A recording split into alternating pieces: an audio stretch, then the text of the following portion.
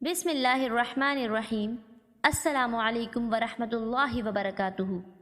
ایک سعودی lady doctor ایک واقعہ سناتی ہیں کہ رات گئے کا وقت تھا، شہر سارا نیند کی آغوش میں تھا۔ اس رات ایمرجنسی میں میری ڈیوٹی تھی۔ ایک خوبرو نوجوان عمر رسیدہ خاتون کو پیٹھ پہ اٹھائے میرے کمرے میں داخل ہوا۔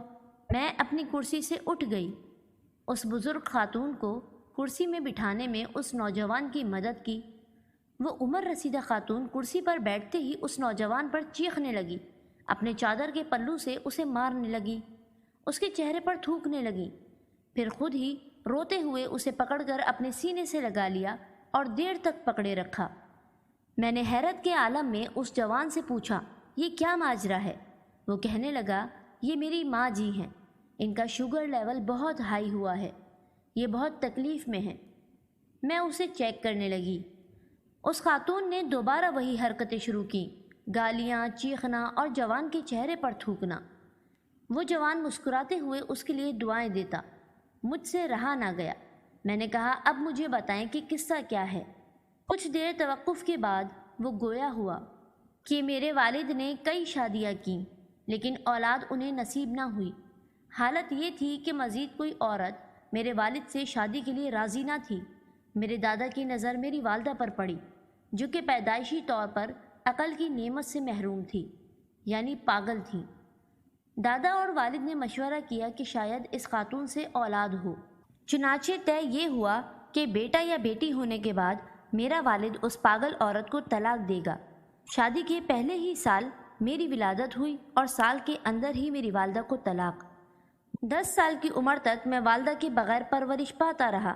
گھر میں دولت کی ریل پیل تھی، لیکن میں پل پل ممتا کے لیے ترس رہا تھا۔ پھر ایک دن مجھے والدہ کا پتہ مل گیا۔ تب سے لے کر اب تک 20 سال گزر گئے۔ میں ایک گمنام قصبے میں اپنی ماں کے ہمراہ زندگی گزار رہا ہوں، بے نامی اور گمنامی کی زندگی۔ نوجوان نے مزید بتایا کہ رات کو سوتے وقت میں ان کا ہاتھ اپنے ہاتھوں میں دے کر سوتا ہوں کہ کہیں یہ اٹھ کر دور کہیں نہ نکل جائیں۔ یہ مجھ پر چیختی بھی ہے، غصہ بھی ہوتی ہے، اور جو چیز ہاتھ لگے اسے اٹھا کر مجھے مارتی بھی ہے، اور پھر مجھے سینے سے لگا کر دیر تک پیار بھی کرتی ہیں۔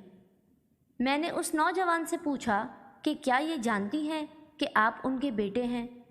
جوان کہنے لگا، نہیں، لیکن میں یہ جانتا ہوں کہ یہ میری ماں ہیں۔ ان کا غصہ، ان کی مار، ان کی ڈانٹ، اب ان چیزوں کو ہی میں ماں کا پیار سمجھتا ہوں۔ ان کے قریب رہ کر میری ساری تھکن اتر جاتی ہے۔ ماں ایک دعا ہے جو ہر وقت رب رحیم کے آگے دامن پھیلائے رکھتی ہے اور قدم قدم پر ان کی حفاظت کرتی ہے۔ خدا نے اس کے عظیم تر ہونے کی پہچان اس طرح کروائی ہے کہ اس عظیم ہستی کے قدموں تلے جنت رکھ دی۔ اب جس کا جی چاہے وہ اس جنت کو حاصل کر سکتا ہے، اس کی خدمت کر کے، اس سے محبت کر کے اور اسے عزت و احترام دے کر۔ ہر رشتے میں خود غرضی شامل ہو سکتی ہے، مگر ماں کے رشتے میں کوئی خود غرضی شامل نہیں ہوتی۔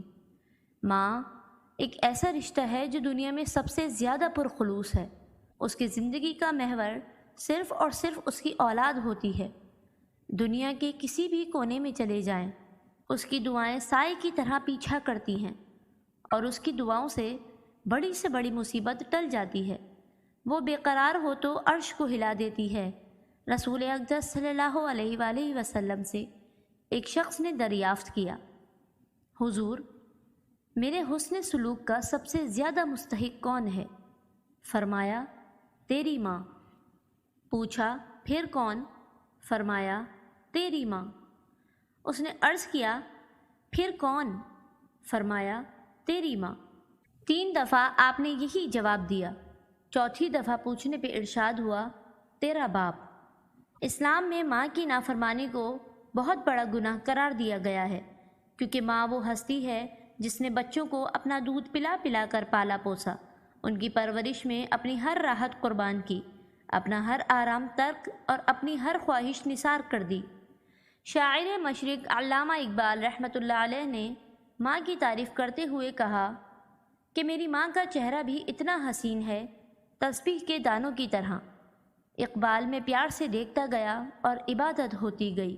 ماں وہ عظیم نام ہے جس کے لیے دنیا کی مختلف زبانوں اور عالمی تہذیبی ورثے اور زبان و ادب میں جو الفاظ تخلیق کیے گئے وہ اس کے بلند مقام کا استعارہ اور ماں سے عقیدت و محبت کا حسین اظہار ہیں، جبکہ دین فطرت اور دین رحمت نے ماں کی عظمت، خدمت اور اس کی اطاعت و فرمانبرداری کا جو درس دیا ہے وہ سب سے منفرد اور بے مثال ہے۔ ماں کائنات کی سب سے قیمتی متاع اور سب سے عظیم سرمایہ ہے۔ اس کی شفقت و محبت اور خلوص و وفا کسی تعارف کا محتاج نہیں۔ اقبال اسرار خودی میں اسلام میں ماں کی عظمت کے حوالے سے اپنی مشہور فارسی نظم در معنی ای کے بقائے نو میں لکھتے ہیں کہ ماں کے منصب اور اس کے حفظ و احترام کا ضامن اسلام ہی ہے۔ اقبال کی نظم کا مطلب یہ ہے کہ اگر ٹھیک طور پر دیکھوں تو ماں کا وجود رحمت ہے، اس کی بنا پر کہ اسے نبوت سے نسبت ہے۔ اس کی شفقت پیغمبرانہ شفقت جیسی ہے جس سے قوموں کی سیرت سازی ہوتی ہے۔ ماں کے جذبہ محبت کی بدولت ہماری تعمیر پختہ تر اور پیشانی کی سلوٹوں میں ہماری تقدیر پنہاں ہوتی ہے۔ عربی میں ماں کو کہتے ہیں اور اسی سے امت ہے۔ اس میں بڑے بڑے نکات ہیں۔ رسول اقدس صلی اللہ علیہ وآلہ وسلم نے فرمایا، جنت ماں کے قدموں تلے ہے، ملت رحمی رستے کی تکریم پر قائم ہے۔ اگر یہ نہیں تو زندگی کا ہر کام خام رہ جاتا ہے۔ مامتا سے زندگی سرگرم ہے، مامتا سے ہی زندگی کے اسرار بے نقاب ہوتے ہیں۔ ہماری ملت کی ندی میں ہر پیچ و تاب ماں سے ہے۔ اس ندی میں موج، گرداب اور بلبلے اسی وجود کے باعث ہیں۔ ملت کو ماں کی آغوش سے اگر ایک مسلمان حاصل ہو جائے جو غیرت مند اور حق پرست ہو تو ہمارا وجود ان پریشانیوں سے محفوظ ہو جائے۔ اس شام کی بدولت ہماری صبح دنیا کو روشن کر دے۔ مختصر یہ کہ ماں محبت کا وہ پھول ہے کہ جس کے بغیر زندگی بے معنی ہے۔ ماں کی قدر و قیمت ان لوگوں سے پوچھیں جن کی مائیں بچپن میں اس جہان فانی سے کوچ کر جاتی ہیں۔ ماں کے بغیر انسان اس شاخ کے مانند ہے جو زمانے کی تیز ہواؤں اور دھوپ کی تپش کے بغیر کسی سائبان کے سامنا کرتی ہے۔